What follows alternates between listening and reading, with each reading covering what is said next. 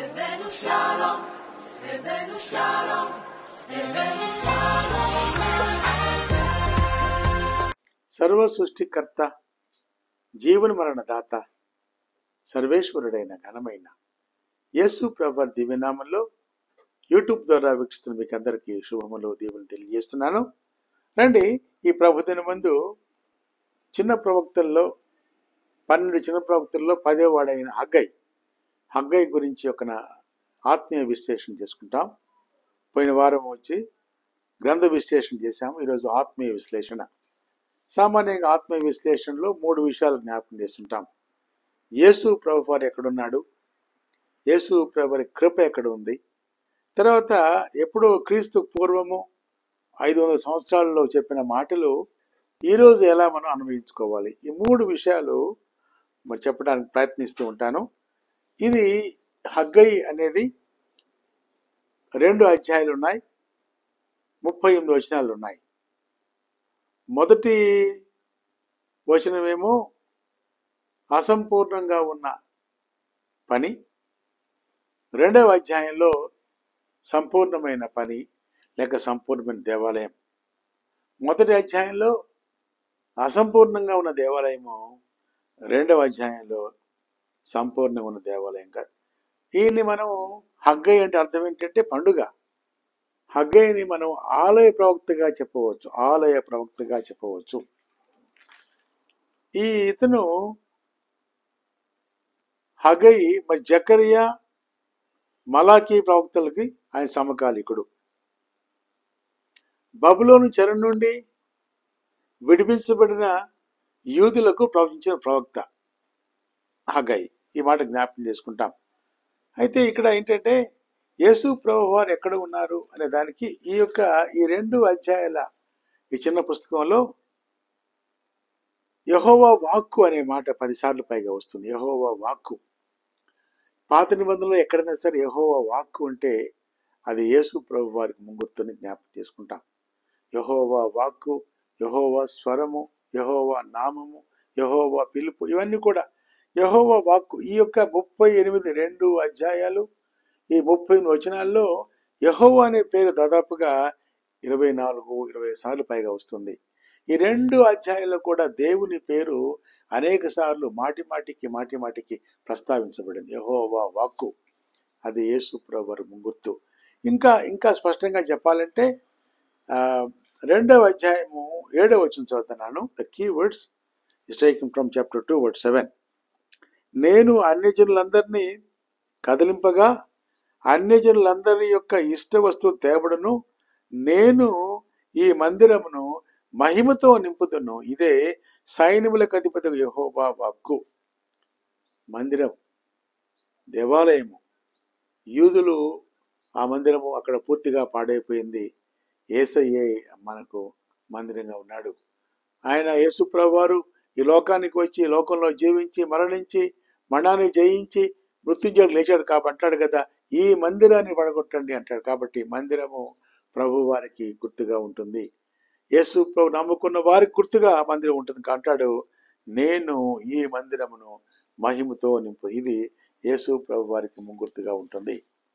తర్వాత యేసు ప్రభు యొక్క కృప ఇంకా స్పష్టంగా చెప్పాలంటే మొదటి అధ్యాయంలో ఎలాగైతే నిర్లక్ష్యంగా ఉన్నారో అలాంటి వారిని హగ్గై, జెరుబ్బాబెలు అంటే జెరుబ్బాబెలు ప్రేరేపించి, హగ్గై ప్రేరేపించి అలాగా మందిరం కట్టడం ఆరంభించారు. మందిరాన్ని పూర్తి చేశారు. కాబట్టి వారు మందిరాన్ని కట్టడానికి ప్రేరేపించింది కూడా పరిశుద్ధాత్మ దేవుడి. అక్కడ దేవుడు జెరుబ్బాబెలను వాడుకుని. జెరుబ్బాబెలు అంటే ఎవరంటే మత్తయి సువార్త 1:12 చదివితే మీరు మత్తయి సువార్త 1:12లో ఉన్న జెరుబ్బాబెలు ఆయన క్రీస్తు ప్రభు యొక్క వంశావళిలో ఉన్నవాడే. ముందుగా జెరుబ్బాబెలు పేరుండింది. ఆ తర్వాత అదే వంశంలో, అదే దావీదు వంశంలో, యూదా గోత్రంలో యేసు ప్రభు వారు జన్మించాడు. కాబట్టి ఈ జెరుబ్బాబెలు కూడా ప్రభు వారికి ముందు. నేను చదువుతున్నాను మత్తయి సువార్త 1వ అధ్యాయం 12వ వచనం. నేను చదువుతున్నాను. బబులోనుకు కొనిపోబడిన ఆ తర్వాత యొకన్యా షయల్తీయులను కనెను, షయల్తీయులు జెరుబ్బాబెలును కనెను. ఆ క్రమంలో వస్తూ ఉంటే ఆ క్రమంలో వస్తున్నప్పుడు మళ్ళీ 16 అంటాడు, యాకోబు మరియ భర్త అయిన యేసేపుని కనెను, ఆమె యందు క్రీస్తునవుడైన యేసు పుట్టాను. చూడండి ఎంత అద్భుతమో. అక్కడ జెరుబాబెలు ఉన్నాడు, ఆ జెరుబాబెలు యేసు ప్రభువునకు గుర్తుగా ఉన్నాడు. అదే వంశంలో మత్తయి సువార్త మీరు చదివితే మొదటి అధ్యాయము మొదటి 17 వచనాల్లో ఈ జెరుబాబెలు వంశము నుండే యేసు ప్రభు కూడా ఉదయించాడు, జన్మించాడు. కాబట్టి ముంగుర్తుగా ప్రభు వారు ఉన్నాడని మాట జ్ఞాపకం చేసుకుంటాం. కాబట్టి శ్రేష్టమైన పుస్తకం ఏంటంటే దేవుడు అంటే మొదటి అధ్యాయంలో ఎంత మరి కష్టం కనపడుతుందో, మొదటి అధ్యాయంలో ఎంత తిరుగుబాటు కనపడుతుందో, మొదటి అధ్యాయంలో ఎంత మరి విఫలత కనపడుతుందో, రెండవ అధ్యాయంలో సఫలత కనపడుతుంది. కాబట్టి ఈ యొక్క ఆత్మీయ విశ్లేషణలో దేవుని కృపాకార్యం ఏంటంటే మొదటి అధ్యాయంలో వాళ్ళు ఎంతో కష్టపడ్డారు. వారు ఎంత కష్టపడినా కూడా ఫలితం ఏంటో కదా. ఎంత కష్టపడ్డారంటే వాళ్ళు మీ ప్రవర్తన గురించి ఆలోచించుకున్నది. మొదటి అధ్యాయం చదువుతున్నా నేను, 6వ రీడింగ్ చాప్టర్ 1 వర్స్ 6 అంటున్నాడు, మీ ప్రవర్తన గురించి ఆలోచించుకున్నది. మీరు విస్తారముగా విత్తినను మీకు కొంచెమే పండెను. మీరు భోజనము చేయుచున్నను ఆకలి తీరకున్నది, పానము చేయుచున్నను దాహము తీరకున్నది, బట్టలు కప్పుకున్నను చలి ఆగుకున్నది, పనివారు కష్టం చేసి జీతము సంపాదించుకునను జీతము చినిగిపోయిన సంచిలో వేసినట్టుగా ఉంది. ఈ మాట చదువుతుంటే చాలా మంది జీవితాలు జ్ఞాపకం వస్తుంటాయి. ఎక్కడికి వెళ్ళినా చాలా మంది ఈ మాట అంటుంటారు, ఎంత సంపాదించినా చాలట్లేదండి, ఎంత సంపాదించినా వెళ్ళిపోతుందండి. ఈ మాట వాడతారు, చినిగిపోయిన సంచిలో వేసినట్లుగా ఉంది. ఎందుకంటే మందిరము పాడైపోయింది. మందిరము కట్టడానికి విడిపించబడిన ప్రజలు మందిరము కట్టుకోకుండా సమయం లేదంటూ సరంబి వేసుకొని ఇల్లు కట్టుకుంటున్నారు. కాబట్టి వారి సంపాదన అంతా కూడా శూన్యంగా మిగిలిపోతుంది. అయితే రెండవ అధ్యాయం ఏంటంటే 4వ గుంపుగా ఉన్న ప్రజలు మందిరం కట్టడం ఆరంభించినప్పుడు దేవుని కృపా కార్యము కనబడుతుంది. రెండవ అధ్యాయంలో కృప చేసిన కార్యాలు ఏంటంటే దేవుని సన్నిధి, దేవుని శక్తి, దేవుని మహిమ, దేవుని సమాధానం, ఇవన్నీ కూడా కృపా కార్యాలుగా ఉన్నాయి. ఈ కృపా కార్యాలు పరిశుద్ధాత్మ దేవుడు, ఆ కృపామయుడు మరి జెరుబాబెలు ద్వారా, హగ్గై ద్వారా ఆ ప్రజల్ని నిజంగా ప్రేరేపించి మందిరము కట్టడానికి ప్రేరణగా నిలిచాడు. కాబట్టి 4వ గుంపు కట్టారు, నా అద్భుతమైన దీవెనలు వాళ్ళు పొందుకున్నారు. మందిరము సంపూర్తిగా కట్టబడింది. ఇది దేవుని కృపాకార్యం. అయితే ఇంకొకటి ఏంటంటే ఈరోజు ఆత్మ విశ్లేషణలో ఎలా అనుభవించుకుంటాం మనం ఈ కాలానికంటే దేవుని మందిరము పని ఇప్పుడే చేయవలసి ఉన్నాము. మందిర నిర్మాణం అంటే ఏంటంటే అక్కడ భౌతికంగా యెరూషలేము మందిరము, ఆత్మీయంగా ఏంటంటే దేవుని రక్షణ సువార్త ప్రకటించుటయే దేవుని మందిరము కట్టుట.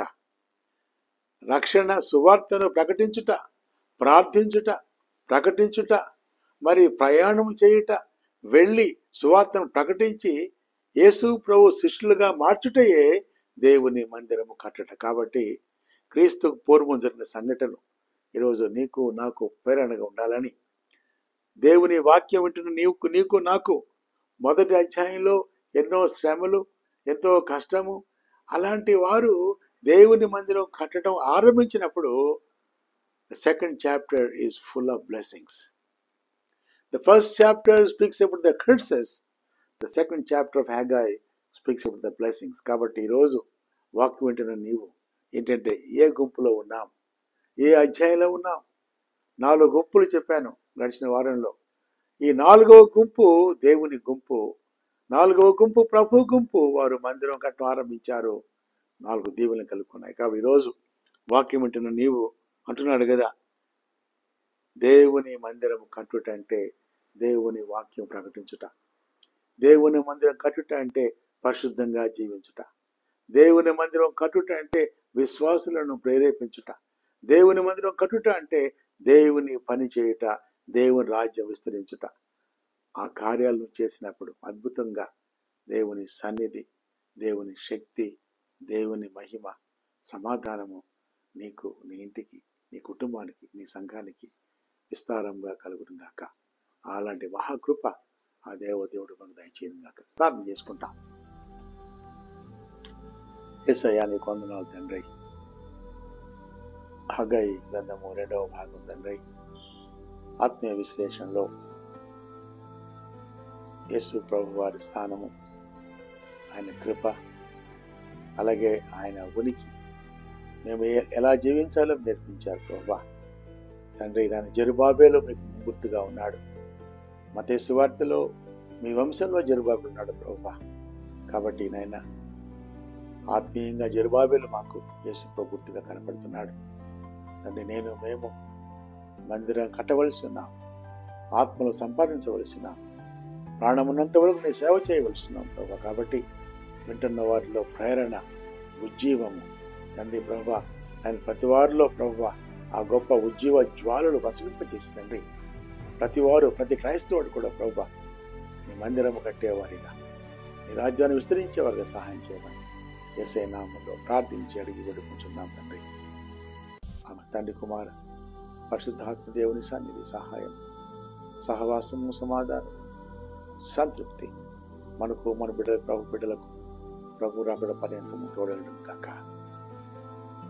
ఆమేన్. ఆమేన్. షాలోమ్. దేవుడు మనల్ని దీవించును కాక.